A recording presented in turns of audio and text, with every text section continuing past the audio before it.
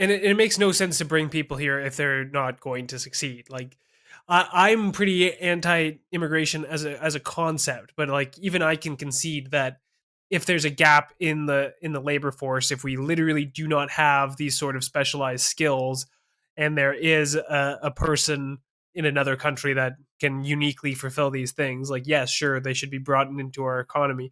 But if people are being brought in and then subsequently they're enabled to bring in their family members who get to use our healthcare system even though their family has not intergenerationally been paying into our social safety net, or other dependents that are coming into be children taking advantage of our education system.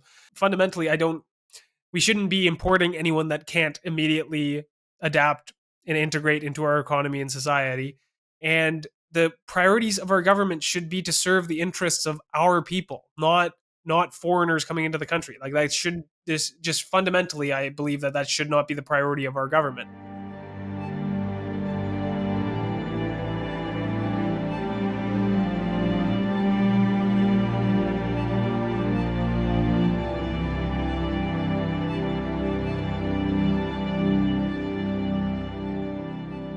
Hello, everyone. Well, welcome back to the Critical Compass. I'm Mike, and this is James, and we're pleased to be joined today by Daniel Tyrie. He's the former director of the PPC for about 5 years, I believe. He's a Canadian history buff, and his focus, I would say, in the last little while, has been centered around the concept of remigration.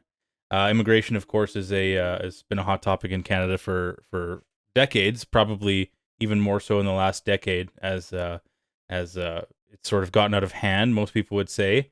And Daniel, can you maybe give the guest a little bit of a intro on yourself and kind of why you've decided your focus is going to be on remigration? Yeah, for sure. Well, first, thanks for having me on, you guys. It's nice to talk about these things. As James said, I'm the former executive director of the People's Party of Canada. I served in that role for 5 years. I really got into politics with a focus on immigration policy. I studied politics throughout university at the University of Waterloo, and I jumped right into the PPC right when it launched in the fall of 2018. It was right after I was graduating. Uh, and kind of throughout my degree, I was focused on all sorts of different policies, and I just kept realizing that kind of everything leads back to immigration, whether it be issues with our education system, issues with our healthcare system, issues with the housing crisis. Everything just kept leading back to immigration. Uh, and this was back in 2018 when numbers were much lower than they are in current year and in the last few years, especially. So I started getting really concerned about this issue, and I dove right into the to try and make an impact in politics in a way that I thought was accessible and impactful. And ever since then, the situation has just got more and more out of hand. Um, and as a result, more and more radical kind of solutions are necessary. I no longer work with the People's Party of Canada. I'm just kind of an independent citizen, a bit of a content creator, and I try and do some basic activism around the concept of remigration. So it's a pretty simple concept, as you can understand. Immigration is when people come here. Remigration is when people go back. So as I see it, over the last, especially through the tail end of the Trudeau administration, immigration got so out of hand.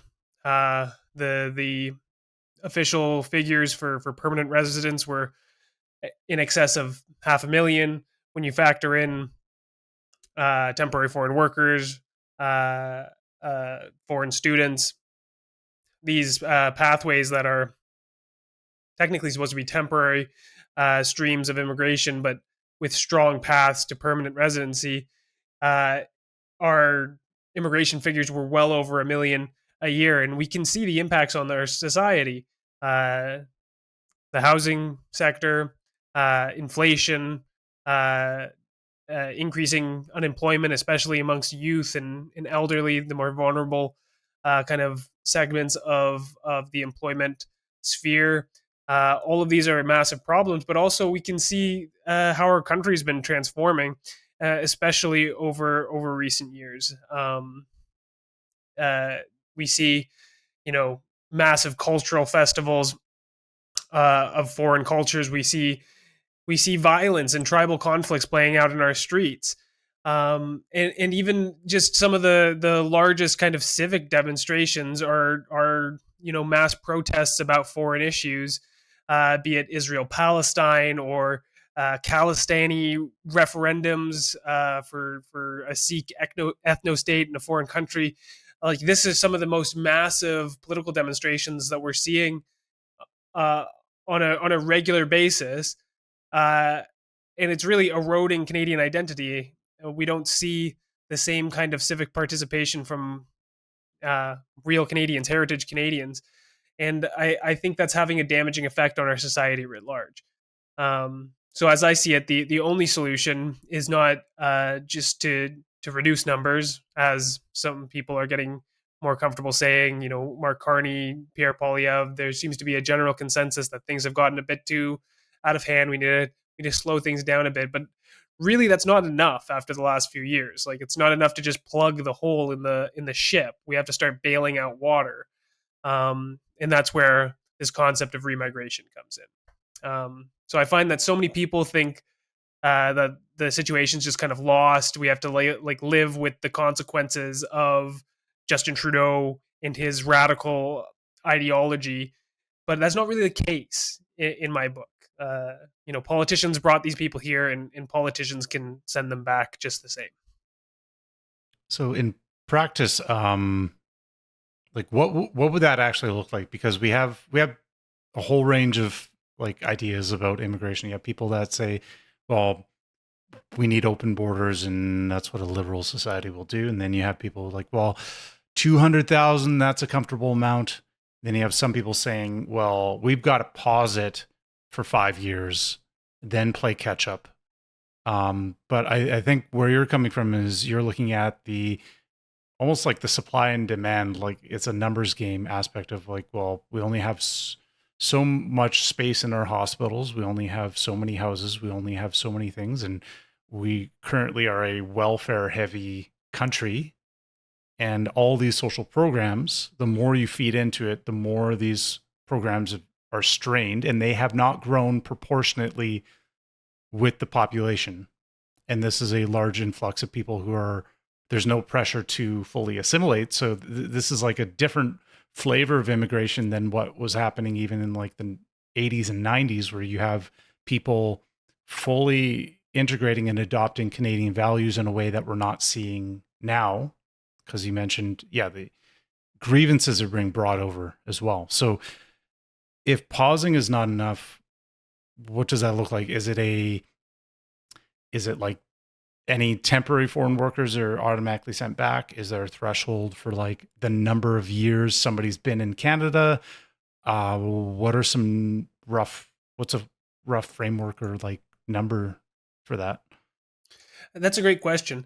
And it's interesting that you bring up the kind of 80s and 90s, because this is really when, in my book, mass immigration started. So under Brian Mulroney, who was prime minister in the 80s, he transformed our style of immigration. Before then, we had what was kind of colloquially known as a tap on, tap off style of immigration. So when the economy was hot and we needed more workers, government quotas would go up and we'd bring in more people. When the economy was stagnating or doing badly, they would turn off the taps and there would be very little to no immigration. Brian Mulroney changed things so that it was just kind of an annual flat figure.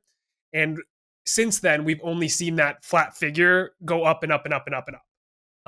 So around that time, we'd have, average 100,000 sort of a year. Brian Mulroney brought that up to about 250,000, and it's steadily increased year over year. Other than like a dip during COVID, Like even conservative prime ministers like Stephen Harper have overseen a gradual increase in overall immigration numbers. So it's funny that you kind of bring up that period, because that really is the kind of beginning of mass immigration. It's kind of a turning point in Canadian immigration policy. So perhaps that's a difference of, I was more pointing to the cultural difference in, I feel like there was less abuse of a system. So regardless of what the numbers were and regardless of the rate of increase starting then, I feel like the people coming there worked a little bit harder to get in, and their actual amount of contribution was a little bit higher versus you're looking now and you have the like temporary foreign workers taking advantage of the systems. You have food banks being like, people are telling like, this is how you take advantage of this free food. Yeah. You have a lot more of the like, give something to me attitude when coming here. I completely agree, but it also comes down to that policy difference, right? Because the way it was formed around economic activity, and when our economy could integrate more workers, more people were coming in. The numbers overall were lower, allowing integration to work a bit more smoothly. Now that these factors have been taken off completely, we've seen a gradual change. Now we're in this radical period where things are completely out of hand, as you're saying.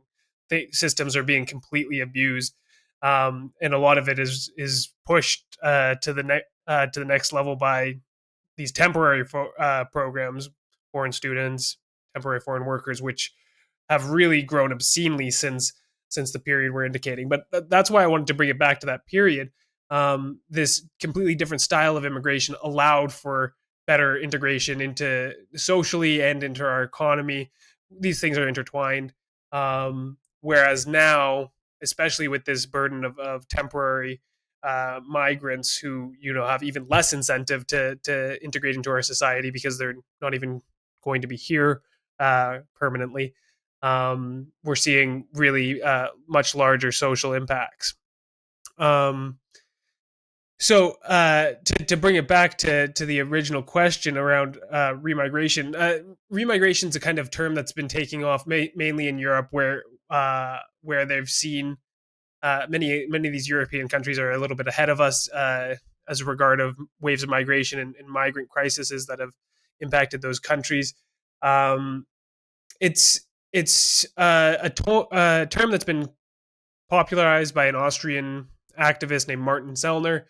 He literally wrote the book on remigration. Simply put, it's kind of an umbrella term including a wide variety of policies with the general end of returning foreigners to their homeland. But it's rooted in this idea that mass immigration has not only caused economic problems, which it definitely has, but also it's rooted in the concept that a country is more than just economic boundaries with laws and an economy. Countries are based on nations, and strictly speaking, a nation like these, while they're often used as synonyms, country, nation, it's not exactly accurate. A nation is a group of people with common ancestry, a common history, a common culture, a common language. It's really the next building block beyond the family unit. The nation is really an extended family, and remigration is kind of rooted in this idea that mass immigration, especially, but immigration policies in general, when used irresponsibly, have an impact on the ethno-cultural identity of the nation and fundamentally transforms them into something else. And we've been seeing this, especially in areas and even cities that have become ethnic ghettos.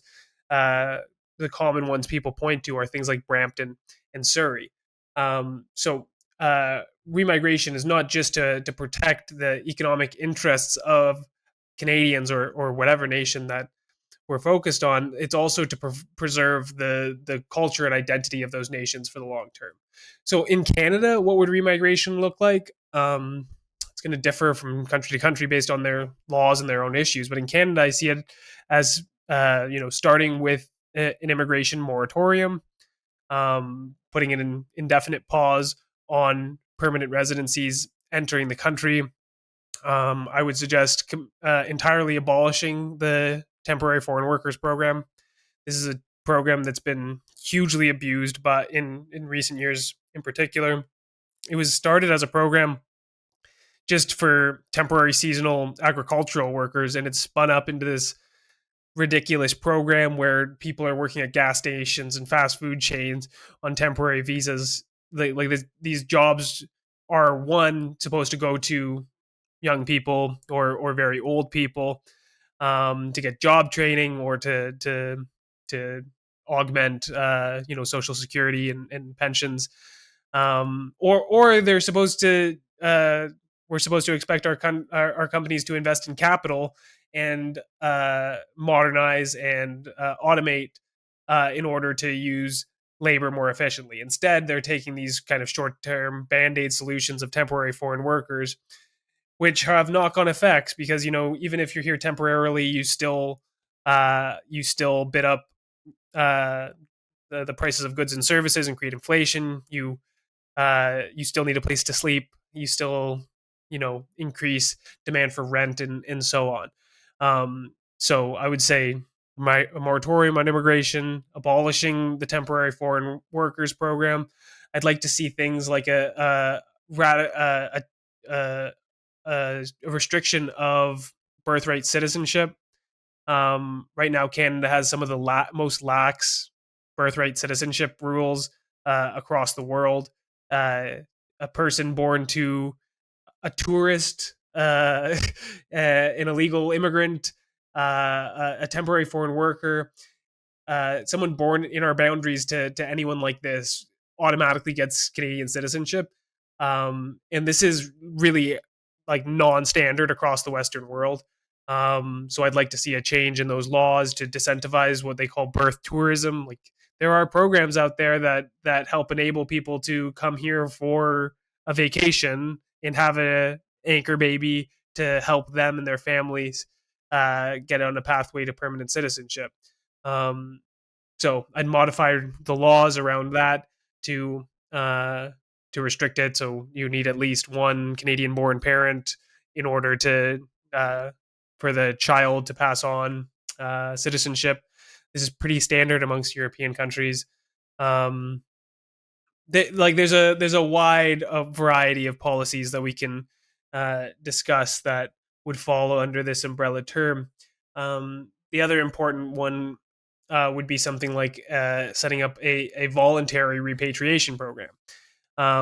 So this would look like the government enabling recent immigrants to renounce their citizenship and return to their home country, often in exchange for a small financial incentive, a lump sum, while you'd provide something like travel and help with logistics to get them out of the country and provide them a financial incentive, especially targeted at people that aren't assimilating into our society, the people that are living as foreigners amongst us, that might be more happy back in their home countries. And of course, we have to engage in a large-scale deportations. According to official government records, there's somewhere between 20,000 and 500,000 illegal immigrants across Canada.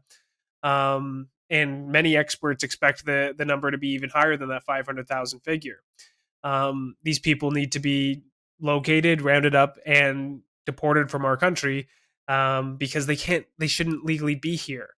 So there's a wide range of policies. I have many more ideas than just these, but this kind of gives you a picture of what a Department of Remigration might prioritize under my government, hypothetically.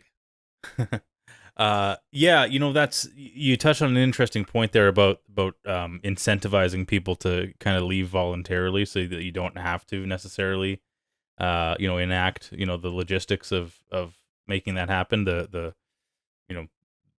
flights and the ships and whatever, right? Um, I don't know that I could point to, a single source or a single piece of information that makes me think this, but it seems quite clear to me. Let's take India, for example, because I think it's pretty well understood that the bulk of immigration to Canada has been from one country in the last decade or so, and that's been India. Well, literally, the majority comes from just 3 countries, right? Yep. About 70% of all immigration over the last few years comes from just India, China, and the Philippines. Right. And India leads the pack. So it's Yeah. not just a Now, perception thing. Like it's quite literally yeah, the the case. numbers back it up. Yeah, of course. Um, Now it seems to me that there there could be. So what I was going to say, it seems that I can't quite pinpoint exactly why I think this, but there might be some sort of government involvement in this. Where the Indian government is actually, either working through embassies or through foreign influence in some way to kind of keep this pipeline going. Um, if that is true, I don't know what you think about that, but if that is true, do you expect, if Canada, say does kind of crack down on this and really put forward a remigration plan, do you expect some resistance from the Indian government, from Indian statesmen, anything like that, any form of maybe international incident that this might cause? Such a program would definitely require international relations. We would need to work with the foreign governments of these countries uh, to create kind of sustainable agreements to take back these people. Uh, India, as an example, does not allow dual citizenship. So I know for a fact there are many Indians in Canada that illegally hold citizenship uh, in both countries. So there would need to be a level of diplomacy in maintaining these agreements. That being said, that's foreign relations in general. Like you could almost see that there might be a fear of some people of going back to India, where like, oh, if they're holding a Canadian citizenship and they didn't get rid of their Indian one, would they be punished when they went back to India? So good diplomacy would maybe give them amnesty or make sure that they're not going to get in trouble. So you'd kind of set the tone for these so they are able to go back without these kind of anxieties. Yes, you need to make sure you have a solution so that people don't end up completely stateless. But yeah, that would be the finer points around some of these programs, and certainly international relations and diplomacy will be required to do this on a large scale. Now, especially with those 3 countries that we mentioned, the Philippines, India, and China, because again, it's the bulk of the immigration issue. So working with these 3 countries in particular would be crucial. Now, that being said, a lot of these things can be mutually beneficial. A lot of these countries are suffering from brain drain from people coming to Canada and other countries to find economic opportunities. Uh, Remigrationists like myself say it's time for you to go back. It's time for you to rebuild your own country and do what's in the best interest of your people, while we do what's been the best interest for ours.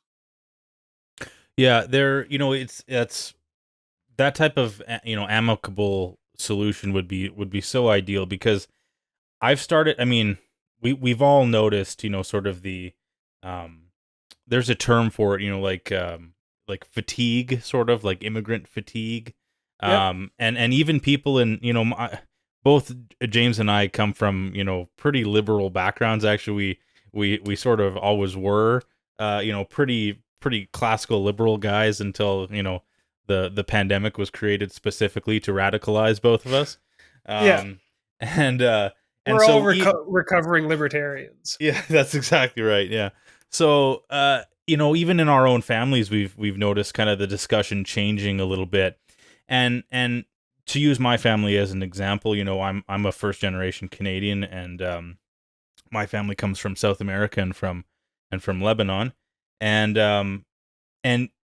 diehard liberals their whole lives, and even they have been saying, we're Whereas maybe over a decade ago, a little over a decade ago, you could say like, look at these are Syrian immigrants, like their country's going through a civil war, like we have to, these, we gotta help, legitimate refugees.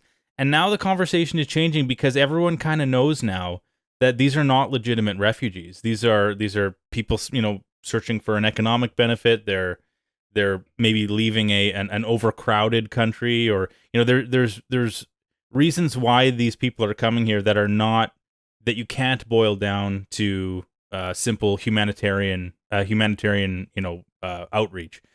So are you noticing the discussion changing a little bit? In the, whereas the normal Canadian way would have been to sort of recoil at the concept of doing anything mean to an immigrant, whereas now people are sort of understanding that the situation has sort of changed, and these immigrants are not really the same type of immigrants that we've been told that we need to accept.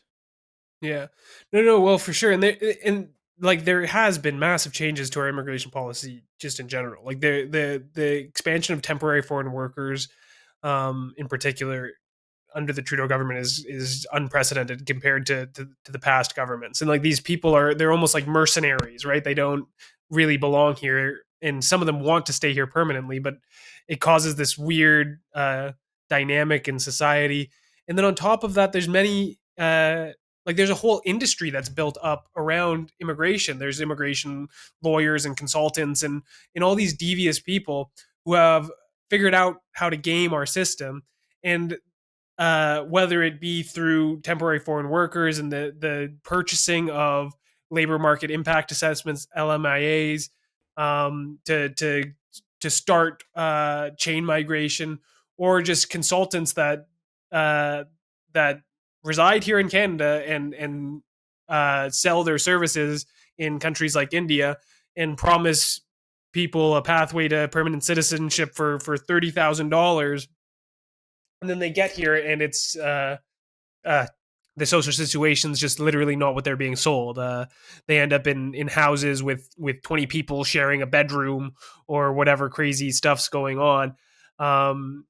But like these people are also being taken advantage of, as much as people get their backs up on the more Canadian side and say these people are taking advantage of our society. Like these people are also being taken advantage of by these middlemen that are just profiting off of dysfunctions in our system. Good point. And certainly these ideas are getting much more mainstream. The situation has become untenable and completely unsustainable. I grew up in an education system where we celebrated post-nationalist concepts like the cultural mosaic and other The cultural odd mosaic, relics. Odd Hmm. relics of Trudeau Senior. These things We don't tried really hold up to analysis though, because you see the DEI conversations hyper fixated on like, well, we need more representation, and then you're like, well, what's the DEI policy at Tim Hortons? Like, they don't have a equal representation of the entire population. You have preferential hiring of people from a certain origin with a certain language. And I thought we had laws against that kind of like preferential hiring, and it's not being applied equally because you're getting past it with either temporary foreign workers, or it's just not being enforced. Like it's not being enforced in the same way in some industries that it is in others. So this entire framework of DEI is not even, it's performative at best.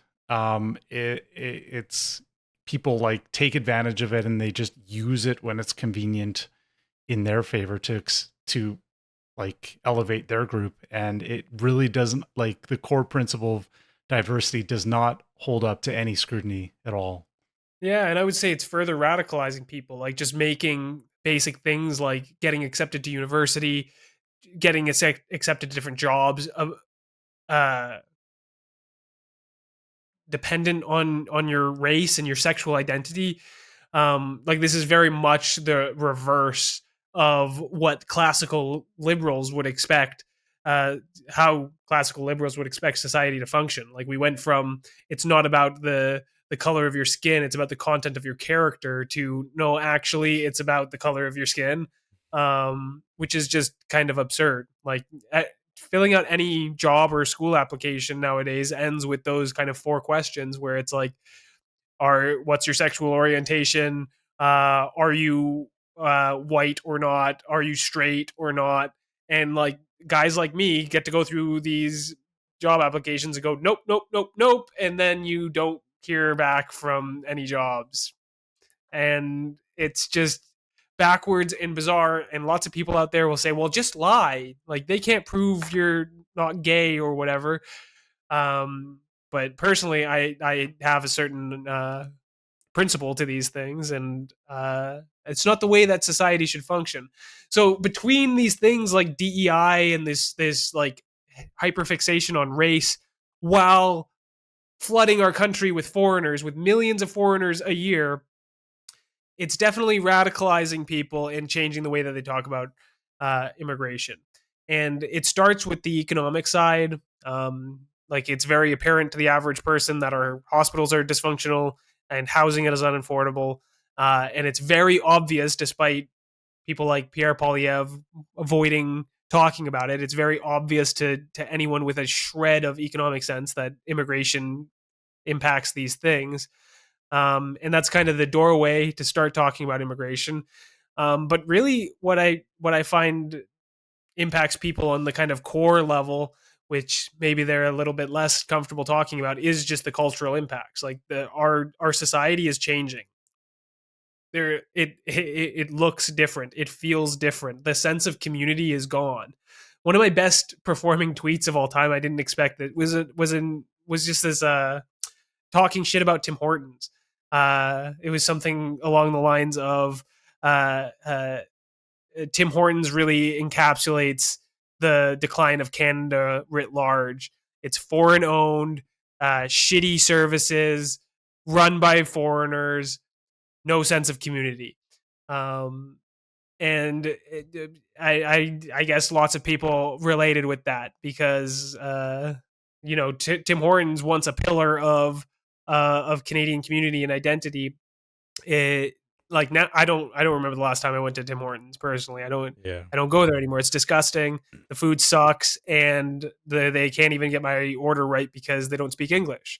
Yeah. And it's because they're taking advantage of incentives provided by the Temporary Foreign Workers Program. The government offsets the wages of these people while they're not even from here. Like, and I like that sort of government policy doesn't make any sense.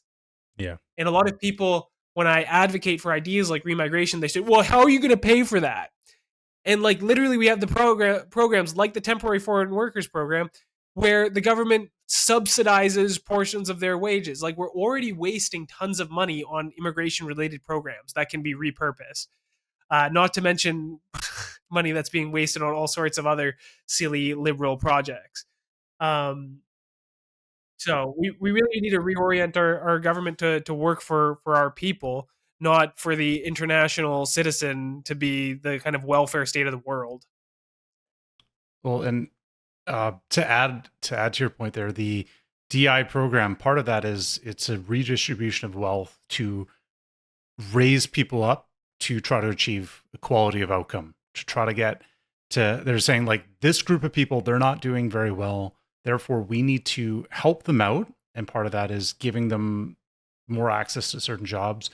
And then at a Canadian level, that is actually helping them out with either like just on the welfare side, it's like tax money going to these people preferentially, partially because they're not doing as well.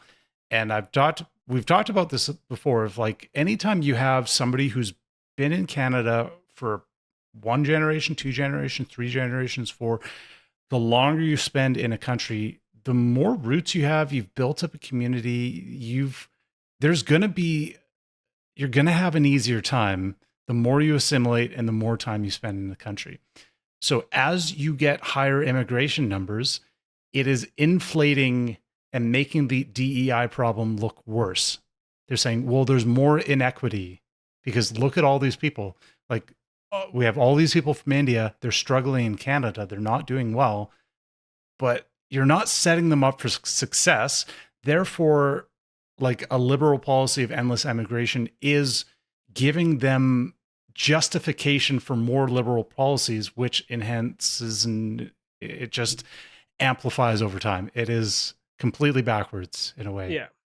And it makes no sense to bring people here if they're not going to succeed. Like, I'm pretty anti-immigration as a concept, but like even I can concede that if there's a gap in the labor force, if we literally do not have these sort of specialized skills, and there is a person in another country that can uniquely fulfill these things, like yes, sure, they should be brought into our economy. But if people are being brought in and then subsequently they're enabled to bring in their family members who get to use our healthcare system even though their family has not intergenerationally been paying into our social safety net, um, or other dependents that are coming into be children taking advantage of our education system. um, like sure, you can look at it from this like DEI, this group is not doing well, but like fundamentally, we shouldn't be importing anyone that can't immediately adapt and integrate into our economy and society. And the priorities of our government should be to serve the interests of our people, not foreigners coming into the country. Like that should this just fundamentally, I believe that should not be the priority of our government. It should be to represent the people, the unique Canadian people. And too often, I think, uh,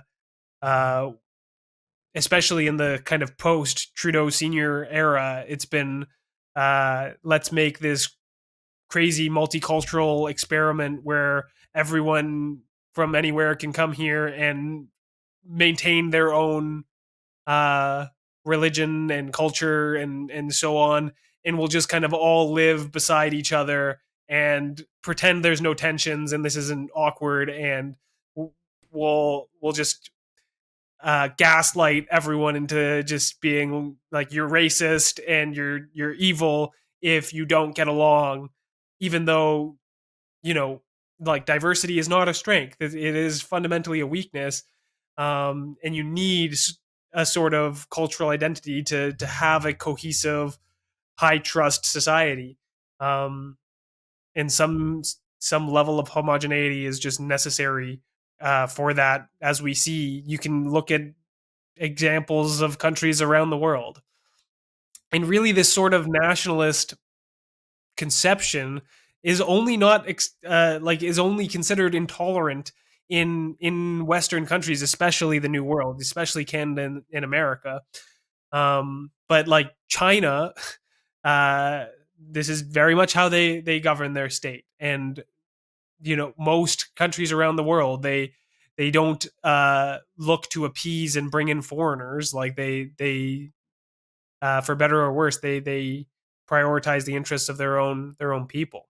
So I don't think that it's intolerant, or at least it's not immoral, to do the same thing here in Canada.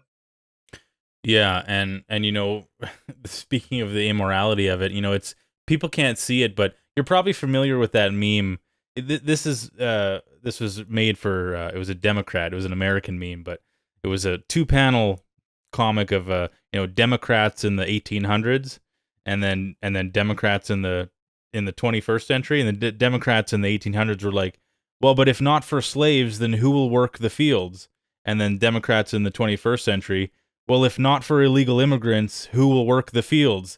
So Yeah. it's the same concept, but they can't really see that actually the only people. Now, this is actually a topic that I've, to be fair, I've actually had success, having this discussion with, my more liberal friends and family. If you frame it in the way of, we already know for a fact that, like there have been studies on this specifically related to Amazon. I don't know if you're familiar, but they found that in Amazon warehouses with a higher amount of race mix, those warehouses were less likely to see pushes to unionize. And so when you frame it in a way of like, well, I often hear the excuse of like, well, no one's going to do these jobs, like no one's going to be the janitor, no one's going to be the overnight shift worker at the McDonald's, no one's going to.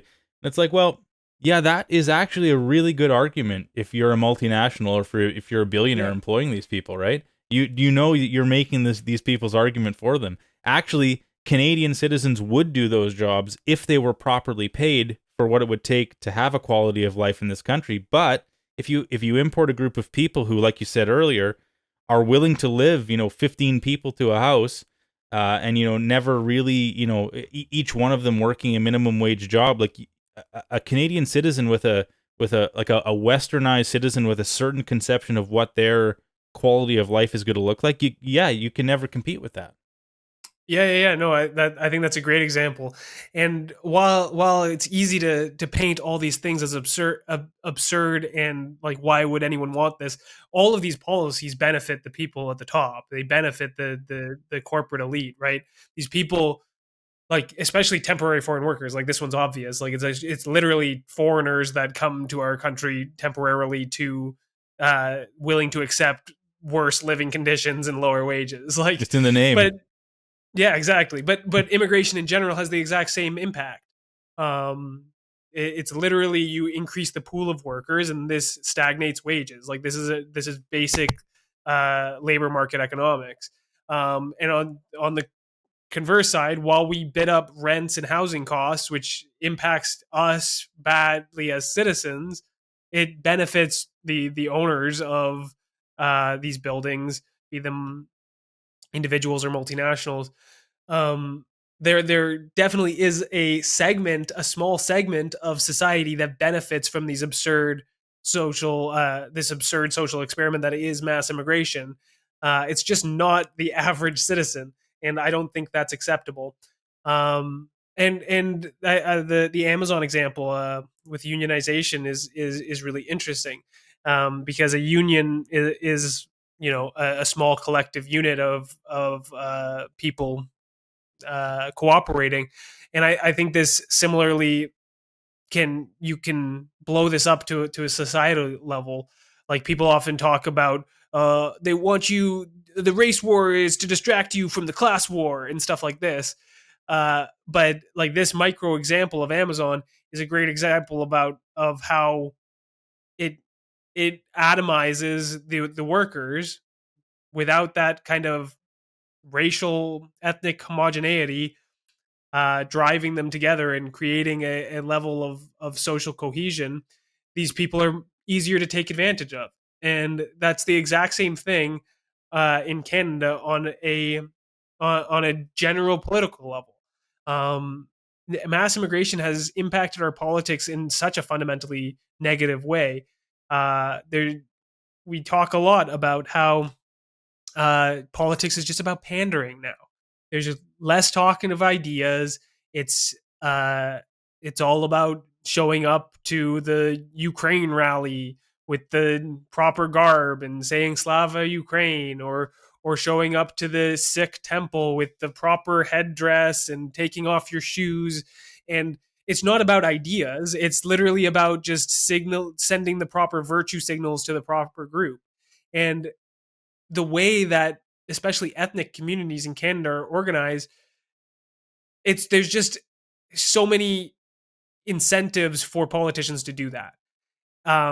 Like, the politicians just want an easy route to victory, and going to get like heritage Canadians vote by vote by vote, where heritage Canadians in general are very atomized. With the decline of especially like religion, there's much less like collectivist localized organizations, whereas ethnic groups are much more organized, typically around faith temples, but also through various advocacy groups and third party groups. And this makes it really easy for politicians to access their support. They can get in front of whole kind of ethnic voting blocks, or community representatives that have knock-on effects that allows them to win over large swaths of support rather easily, whereas it is comparatively more challenging to win over individual kind of heritage Canadian kind of votes. So there's these huge kind of incentives to pander to these ethnic groups, which just completely waters down our politics. Like, it's not even about ideas and what's best for the country anymore. It's about who has the best ethnic organizers and who plays dress up the best and all these things. And as a Canadian, like, this is not acceptable. Yeah, that's such a good point about the with the decline of religion, you see the increase of these other sort of less meaningful social markers. Like you can see it in really, like we've talked about it on the show before, but you can see it in things like it kind of sounds silly to say, but you think of like like vegan culture, or you think of like LGBT, the various branches of that, and you think every way that people Ball. yeah, well, like exactly as the really meaningful spiritual bonds of a cohesive nation with a national religion decrease, then you see people. Peter Boghossian has talked about this before. I think he calls it substitution hypothesis, where as the religiosity decreases, the actual impulse for that doesn't decrease. It just gets filled with bullshit. Like it just gets filled with meaningless stuff. And so if you have a culture, Even if you just have politics in general. exactly, well, if you have a post-national state where nothing matters and everything is, of equal value, well, then you can fill people's heads with, this sort of, but yeah, like you say, taking your shoes off and wearing the proper whatever, saying the phrases, that's like it's a false substitution for what actually would matter. Yeah, there's this snide kind of aspect of atheism, that moral superiority kind of behind it. But the reality is human beings seem to require some level of faith in their lives. Mm-hmm. And if you remove religion from the equation, then they just replace their kind of need for faith with, as you said, veganism, LGBTQ stuff. Maybe it's faith in Pierre Poilievre Yeah. as their pseudo savior, Yep. or whatnot. And then you see these people, and you try to talk to these people about these topics often, and they're completely incapable. Especially if you challenge them in any way, they suffer from a sort of cognitive dissonance because they don't have thoroughly thought out views on these topics. It is something that they've accepted on faith. Climate Yeah. change is another really good one. Yes. Yes.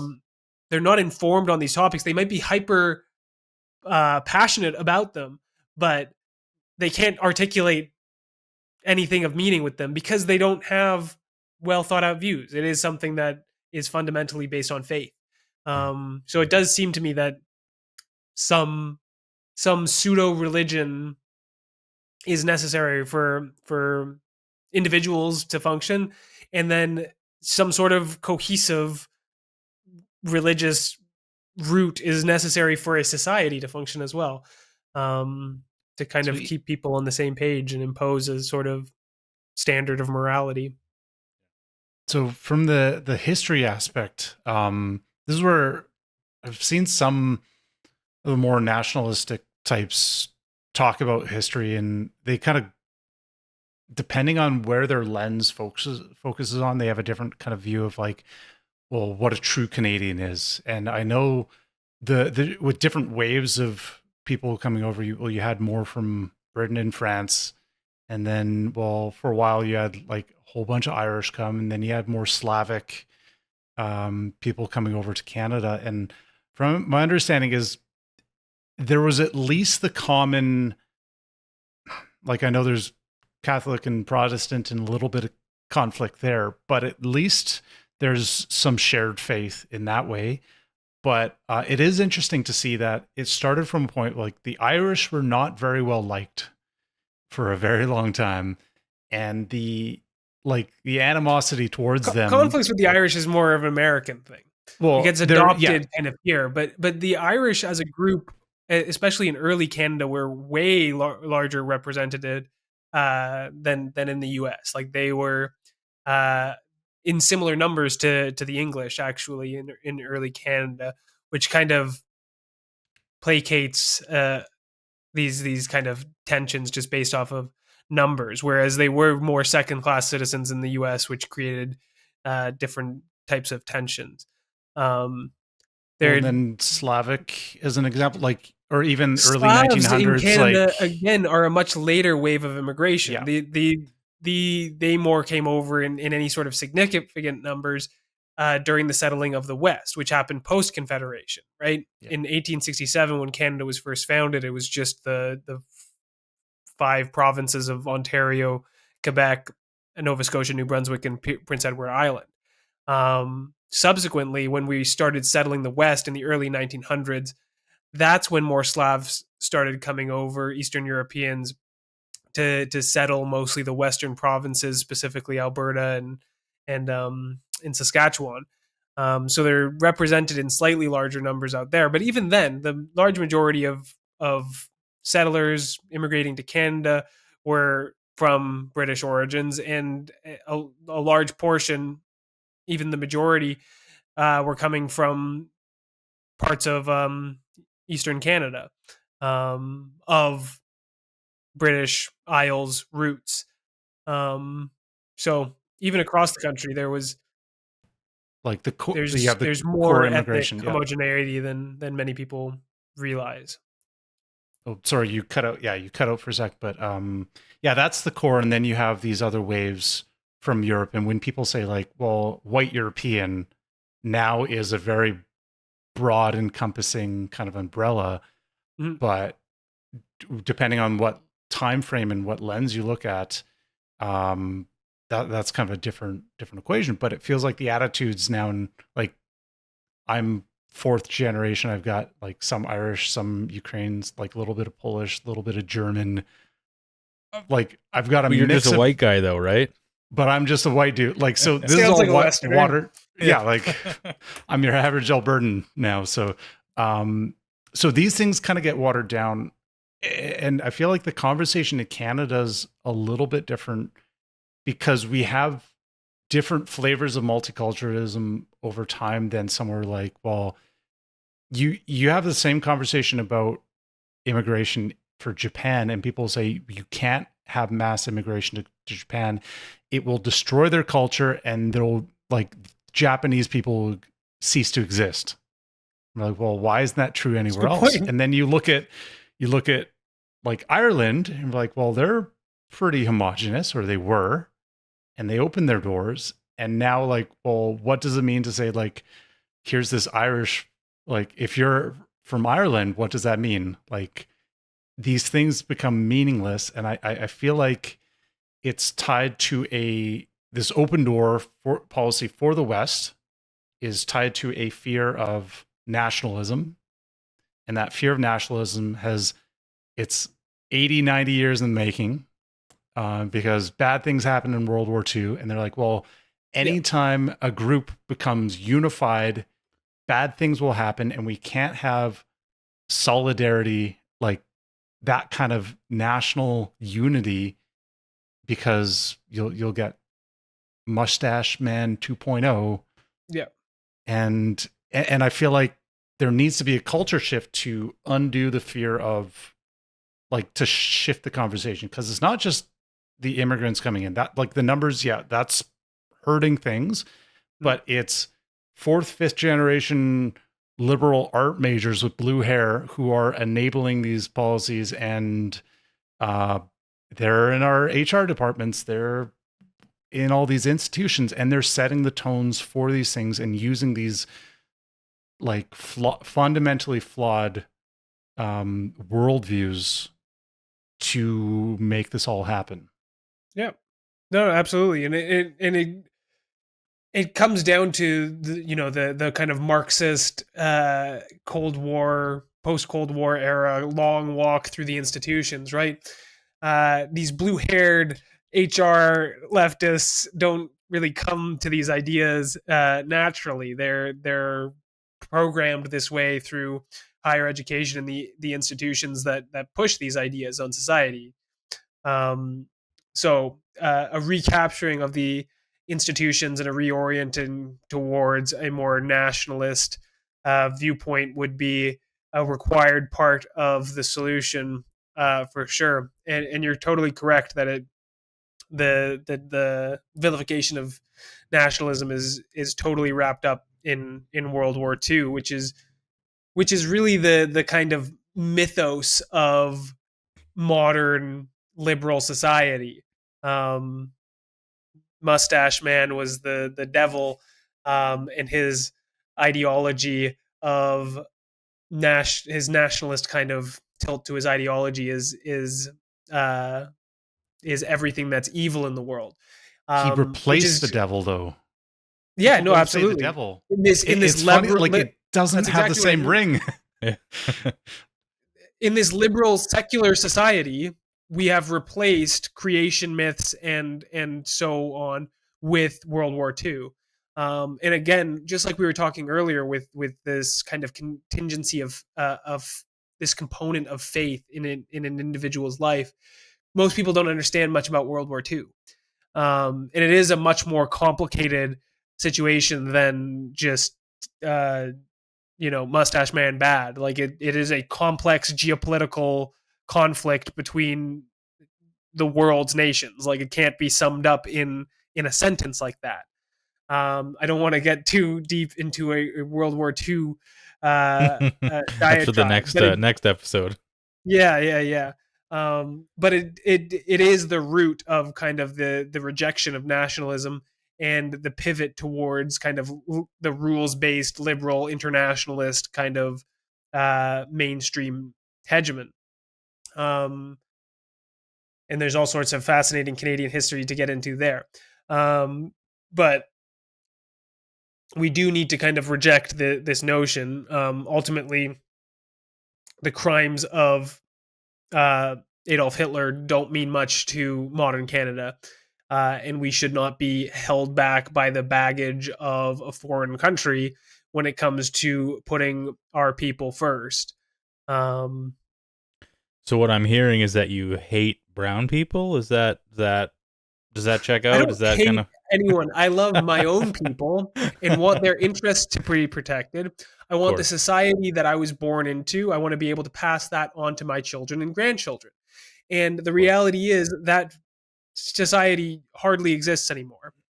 It exists in corners and pockets across the country, um, and increasingly it's disappearing more and more everywhere you go. And I want to put my foot down and say this isn't the kind of social contract my family bought into, um, and we don't have to accept what people who did not keep our best interest in mind did to our society. In fact, we can take the steps. These radicals transformed our society. Our radicals are going to get in place and fix things. Yeah. Yeah. Well, And I don't think that's it's the hateful. Like we do it out of love. yeah. Well, and I mean that's the crux of it. I mean the pendulum will always swing, and the fact is just two things. I mean the people in government and in think tanks and in various institutions that have instituted these policies, without fail, are always insulated from them. They are never the people that have to deal with the consequences Yeah. of what those policies bring onto the average Canadian. So, and yeah, well, I mean that actually leads me to maybe we could actually end on this, because this is a topic that we've talked about a lot on the channel, and we talked a little bit about it before we went live. Speaking of nationalism, in our home province of Alberta, we are experiencing a bit of a nationalistic fervor, a little bit of an independence movement right now, as I'm sure you're aware. You mentioned briefly that you're not a separatist, but we'd love to hear your thoughts on what do you think? What do you think of what's going on in Alberta right now as somebody based in sort of the heart of the country in Ontario? Yeah.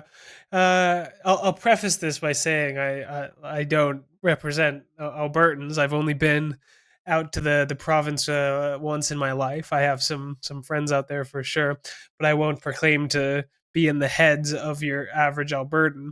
I'm generally speaking a federalist. I'm a passionate supporter of John A. Macdonald's vision for a coast to coast dominion, and don't support anyone trying to break that up, be it the Quebecers or be it the Albertans. I think we should fundamentally, we are brothers and sisters across this country, and we should work together to the benefit of all of us. I see, um, I don't see Alberta separatism succeeding, um, just like Quebec separatism hasn't. I don't see Alberta having even the same foundation for separatism as Quebec. Quebec's always maintained a more distinct society than the rest of Canada, and especially Alberta. Alberta lacks all sorts of kind of infrastructure and social elements to drive kind of separatism. For example, y'all don't even have your own provincial police force. Um, We're working uh, on it. yeah, just as a quick example, um, as well, there's just not the same kind of shared ethnic identity as there is in Quebec to kind of act as a cohesive unit It's towards true. um, a sort of nationalist push. I see Alberta separatism as largely fueled by a few economic grievances, which are completely justified. The way that the country's resources have been managed over the last few years, in particular, has been completely unjust, terrible for the country, terrible for Alberta, especially. But resource extraction across all the provinces could be done a lot better. Um, and I don't think that something just based on economic concerns like that has the kind of capacity to blow up into the sort of viral movement that would be necessary to succeed in a popular referendum. Um, just like we were It's talking not on going to be easy. immigration, like I don't think it can just be about economic concerns. It needs to be about more of a socio-cultural uh, aspect to really catch on in the hearts of minds of average Canadians.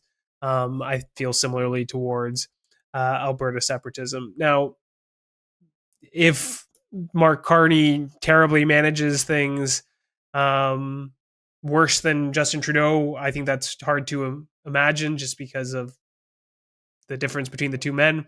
But I could see it perhaps fueling things. But the way from what I've seen of polls, it doesn't seem like it's really catching on in any significant way. And it does seem like the Carney administration is largely placating grievances across the country compared to the Trudeau years, which really inflamed polarization and partisanship in general.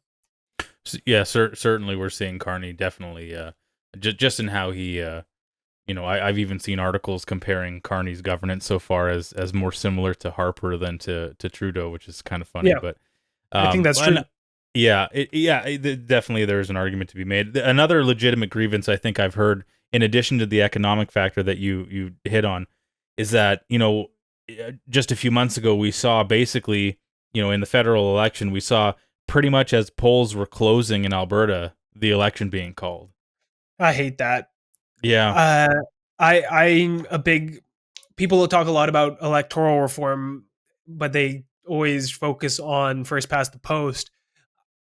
Things that I want to see is a reduction. Like I don't think that voting we should even start counting ballots until we can start counting them across the country. It's Mm. ridiculous that we can start announcing results in Atlantic Canada when the polls aren't even closed in parts of Western Canada. This obviously impacts things. Like uh, to me, election day should probably be a national holiday. We should try and do as much voting as possible on election day. No advance voting and stuff like no mail-in ballots. You have the day off, but you have to go and vote, and then it should be situated in such a way that um, although polls might close at a different time in Atlantic Canada, the boxes remain sealed, and we start counting everywhere at the exact same time across all the time zones. And yes, Well, this and is I think logistically a bit.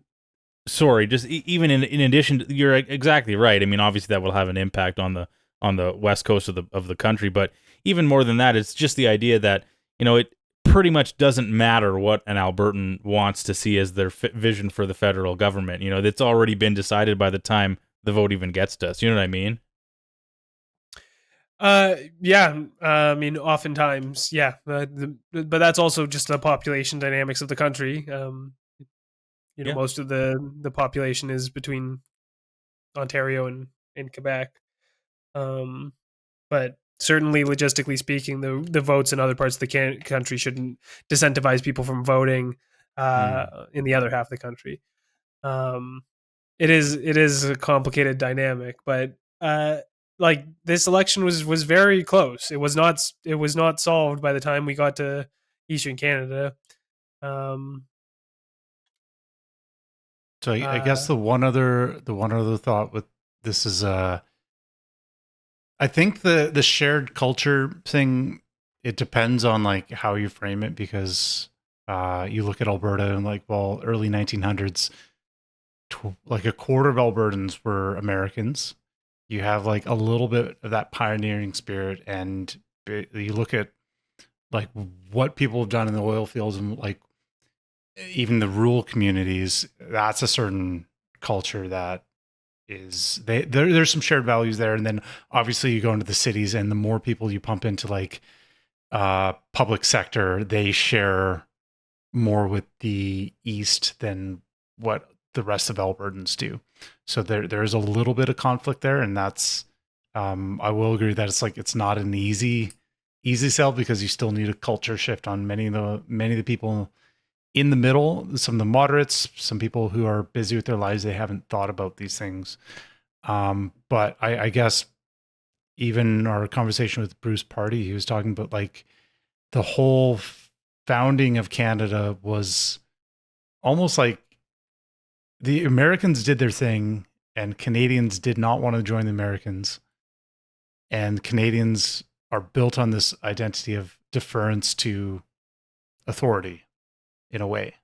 Like we have a bit of socialism baked in to the fabric of Canada. We see that in the Confederation. We see that in the equalization aspect of it. And this is where like some of these independence talks have been very much really talking about like, well, what would the vision for a new Alberta look like? And it's been quite fascinating.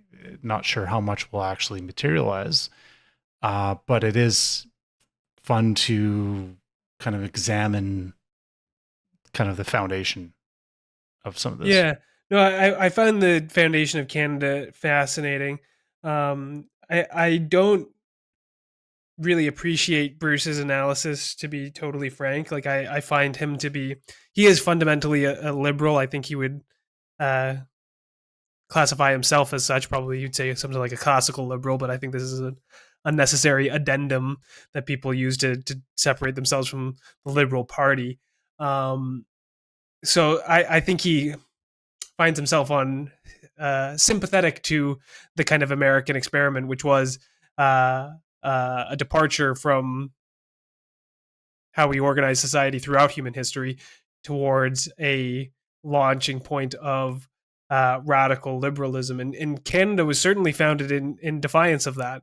A significant part of our population were the loyalists that fought against American revolutionaries and then came to Canada to join with the French to create a distinct society on the same continent, specifically rejecting those kind of liberal values. You said that a tendency towards socialism was kind of baked in. I would describe it as more collectivism or communitarianism.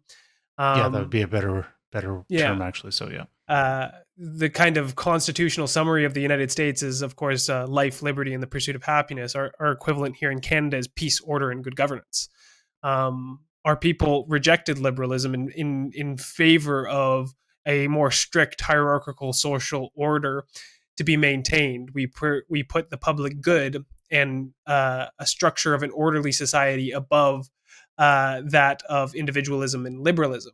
Now, in the post-war period, we've dramatically, well, the world in general has kind of moved away from that and towards uh, liberal internationalism as the Americans became the global hegemon, both from a basic power perspective, but also from a cultural soft power perspective.